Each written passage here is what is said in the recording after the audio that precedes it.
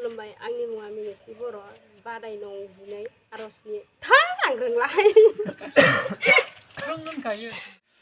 खुलुमबाय लोगोफोर गिबियावनो आंनि चेनेलाव नोंथांमोन बयखौबो बरायग्रोनाय जाबाय लोगोसे दिनै आङो दंफैयो जोंहा राङापारा बियाब दुलाराय बाथौ गौथुमनि सिङाव थानाय सेनं गिरगाजुलि गामि दा बेयाव जोङो मानो फैदों नोंथांमोना निस्सय बेकग्राउन्डखौ नुनानै मिथिखाबाय जानांगौ जोंहा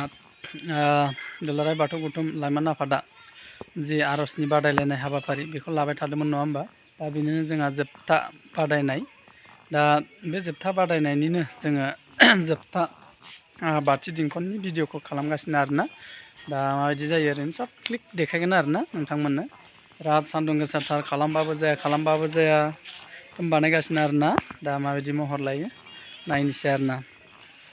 देरहानायाथ' गोजाननि खोथा होमब्लाबो माने नाजाबाय आरोना देरहानाय जेननायाथ' थाखायो नङा होमबा ना अब्लाबो जोङो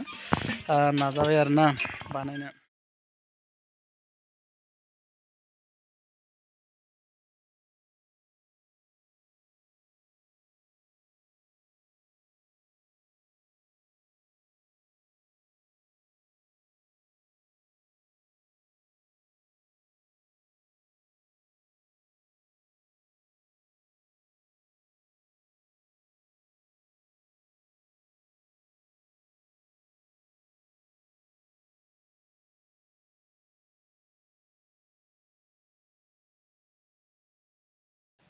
खुलुमबाय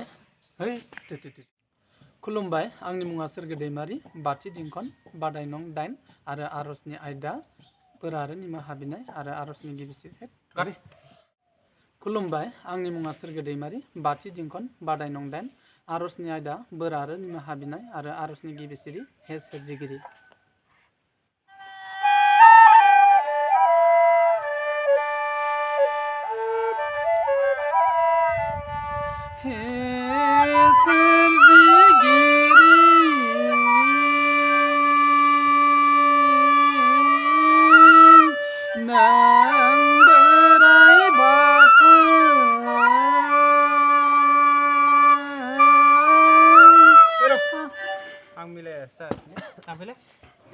हे सोरजिगिरिजों एखे सुरा गोलावा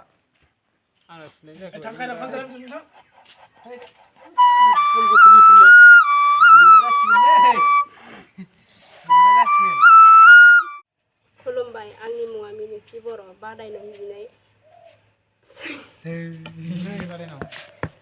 12 बेयाव एक दुइ जाखाङै समावनो आंनि मुङा मिनिथि बर' बादाय नं 12 आरजनि आं रोंलाहाय खुलुमबाय आंनि मुङा स्वर्गव दैमारी बाथि दिंखन बादाय नं 8 आरजनि आयदा बोर आरो निमाहा बिनाय आरो आरजनि गिबिसिरि हे सोरजिगिरि